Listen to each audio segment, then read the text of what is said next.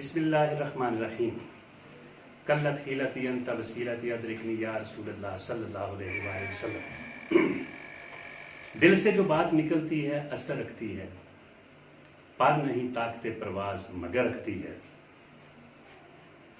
ज़ीवकार नाजरीन, मैं हूं प्रोफेसर मोहम्मद मुनीर कादरी, सदर शुब एजुकेशन, गवर्नमेंट जना इस्लामिया कॉलेज सियालकोट। आज मैं अपना एक आजिज़ाना पैगाम वज़ीर आज़म पाकिस्तान इमरान खान के नाम देना चाहता हूँ। अगर वो इस पैगाम को किसी भी ज़रिए से या वास्ते से सुने, अगर कोई बात मफील आए तो कबूल फरमा लें, वरना रद्द कर दें। इंसानी तारीख का मुताला किया जाए, जो नोन हिस्ट्री है, 5000 साल की जो नोन हिस्ट्री है, उसमें 4 तरह के हुक्मरानी के निज़ाम रहे हैं। एक रहा है डेस्पोटिक रूल, जिसको इस्तबदादी निज़ाम कहते हैं। इसमें कौन रहे हैं? इसमें एब्सोल्यूट मोनार्की, किंगशिप, एम्परशिप, डायनेस्टी। और इसका दूसरा हिस्सा मिलिट्री डिक्टेटरशिप या पार्टी डिक्टेटरशिप रहा है। दूसरा डेमोक्रेटिक रूल है। वो क्या है? पार्लियामेंट्री फॉर्म ऑफ गवर्नमेंट, जिसको हम डेमोक्रेटिक रूल के parliamentary form of government, presidential form of government, unity form of government या फेडरल फॉर्म ऑफ गवर्नमेंट।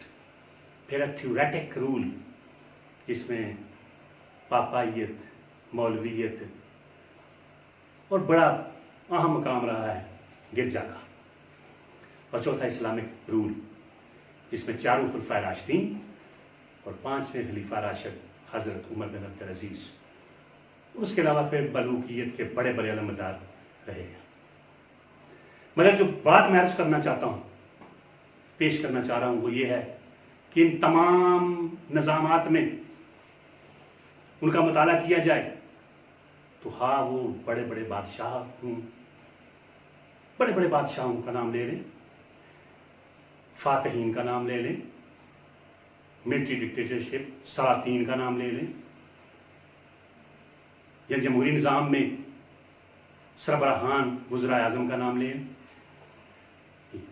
या इस्लामिक में दे लें, उमर द ग्रेट का नाम ले लें, Timur the great, Ashoka the great, Aurangzeb the great, Alexander the great, Sultan Salahuddin Ayyubi. इसके अलावा जितने बड़े बड़े, तो जिनका नाम है दुनिया में, जो मरूफ हैं, मशहूर हैं, अपने कारहाय नमाया की वजह से आज दुनिया तारीफात तौसीफात उनकी करती है, उनके गुण गाती है और फिर कहती है कि ये बहुत बड़े बड़े लोग थे। मगर वो क्यों थे? हर जिनमें से बड़ा था, उसने नज़्म इज्तिमाई पर बड़ा जोर दिया है। ये रियासत के निज़ाम को कुछ असूलों, कवानीन और कवायद व ज़वाबित के ऐन मुताबिक सख्ती के साथ चलाया है, बिला इख्तिसास, बिला तमीज़, बिला इम्तियाज, किसी किस्म के तासुब के बगैर उन्होंने सिस्टम को चलाया और आज दुनिया उनकी गुण करती है। यानी उन्होंने, शौका ने कहा था, 90% मसाइल एडमिनिस्ट्रेटिव होते हैं, इंतजामी नौयत के होते हैं। मैं आप अर्ज करना चाहता हूँ वज़ीर आज़म पाकिस्तान की खिदमत अक़दस में कि अगर वो पाकिस्तान के निज़ाम को दुरुस्त करना चाहते हैं तो फिर एग्जेक्टिव पावर्स का, आप चीफ एग्जेक्टिव्स हैं, एग्जेक्टिव पावर्स का इस्तेमाल करें, एडमिनिस्ट्रेटिव स्टेप्स लें, एडमिनिस्ट्रेटिव स्टेप्स लें। हर शोबे में, हर मैदान में, जितने भी पाकिस्तान में हैं अदारे, उनमें क्या करें? उनमें जो उनके अंदर प्रोसेसेस हैं और प्रोसीजर्स, उनको आसान करें। लंबी चौड़ी कानून साजी की जरूरत नहीं है कि पार्लियामेंट में कानून साजी नहीं हो रही। कवानीन तो हर शोबे में, हर मामले में मौजूद हैं, हजार कवानीन मौजूद हैं। मगर असर अमल दरामद, उन कवानीन पर अमल दरामद करने के लिए भी इतने लंबे प्रोसेसेस हैं, प्रोसीजर्स हैं कि अवाम तक उनके फ़वायद और तासीरात और समरात नहीं पहुंच रहे। आपकी पार्टी है पाकिस्तान तहरीक इंसाफ।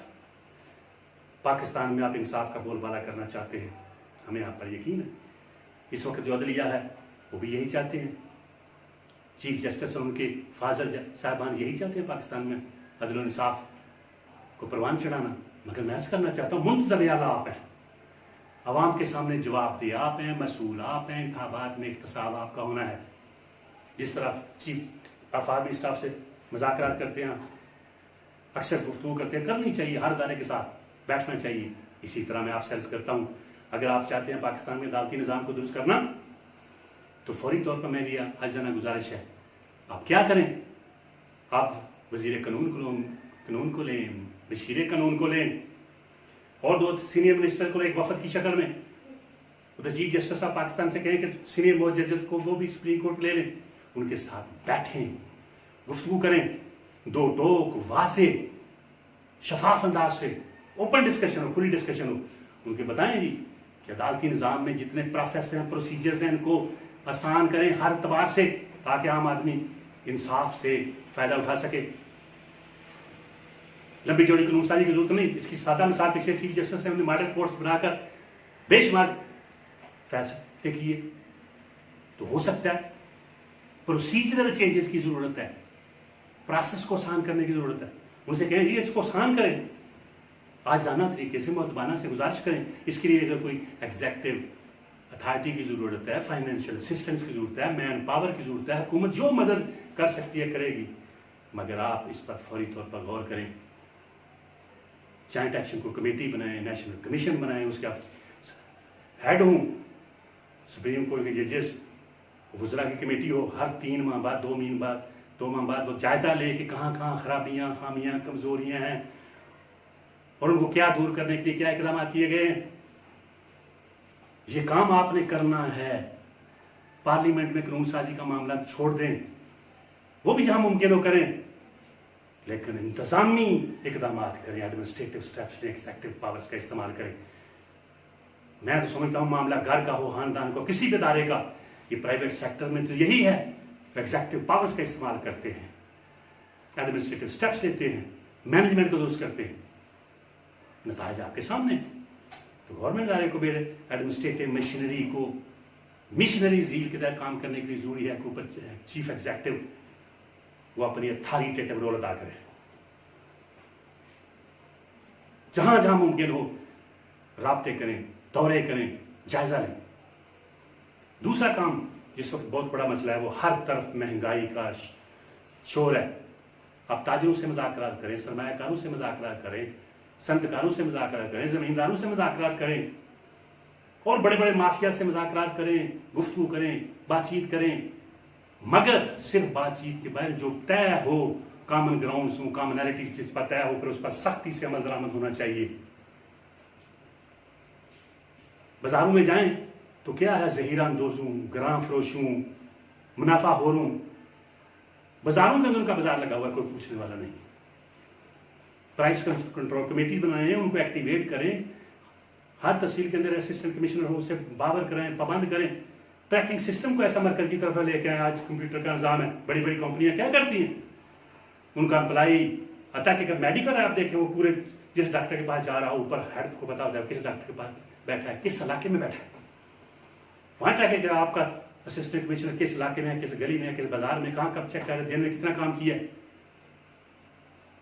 ऐसे नहीं होगा। सिर्फ नोट्स लेने से, रिपोर्ट्स तलब करने से, इन लोगों के साथ जो ताजर हैं, संतकार हैं, मजाकरात करने से, बातचीत करने से, गुफ्तगू करने से, तलकीनात करने से, गुजारिशात करने से, नसीहतें करने से, मुअद्दबाना अर्ज करने से मामला हल नहीं होगा। वाज़ीन, नासहीन, मुबल्लिगीन गली गली, महल्ले महल्ले, हर शोबे के मौजूद हैं, मगर नताइज तबलीग के साथ सिर्फ 5 से 10% होते हैं। बड़े बड़े दुनिया में बड़े बड़े मुबल्लिगीन आए हैं, मगर देखा होगा आपने कि सिर्फ तबलीग से 5 से 10% नताइज वफा होते हैं। एक नज़्म इज्तिमाई कायम करना पड़ता है, उस पर अमल दरामद करवाना पड़ता है, एडमिनिस्ट्रेटिव स्टेप्स लेने पड़ते हैं, वो लें, इनके खिलाफ एक्शन लें। मोहतरम मुकर्रम वज़ीर Pakistan, people see the results not efforts. लोग नतायज देखते हैं, कोशिशें नहीं, काविशात सिर्फ नहीं। people will see your actions with their advantages and benefits and conclusions, not tall promises, huge pledges, and high tall claims. वो बड़े बड़े वादे, नारे, दावे, स्लोगन्स नहीं देखेंगे, वो देखेंगे कि प्रैक्टिकली क्या हमें इसके फायदे हुए, अमली तौर पर क्या हुआ है। ये सारे इदारे जो कागजों लीगल फॉर्मेलिटीज कर रहे हैं, पेपर वर्क कर रहे हैं, पेपर वर्क कम से कम करें, डेवोल्यूशन ऑफ पावर करें,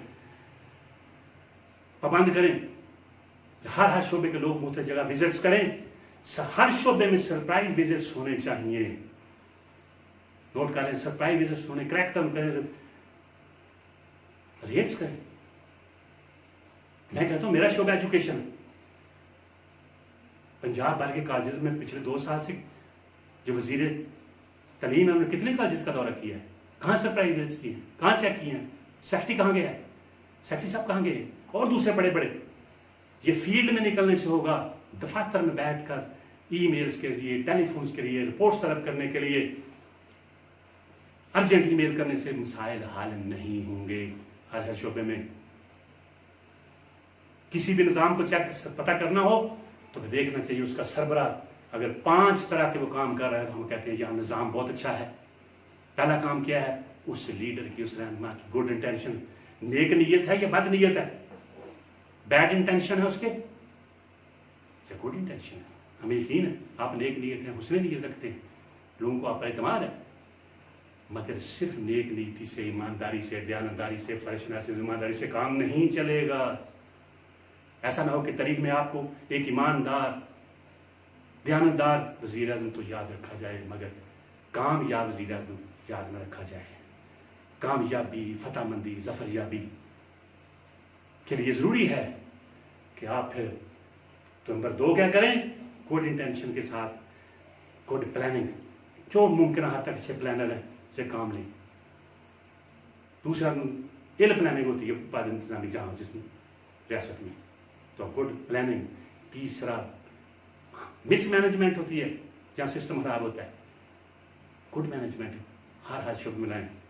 management means getting things done through others to achieve certain pre determined objectives intelligently, efficiently, prudently, effectively and wisely। और ये करने के लिए मैनेजमेंट को उसकी तत्हीर करनी पड़े, जिस्म करना पड़े, करें। बिजली का मामला, गैस का और मामला इतने असल उनके अंदर मिसमैनेजमेंट जारी है।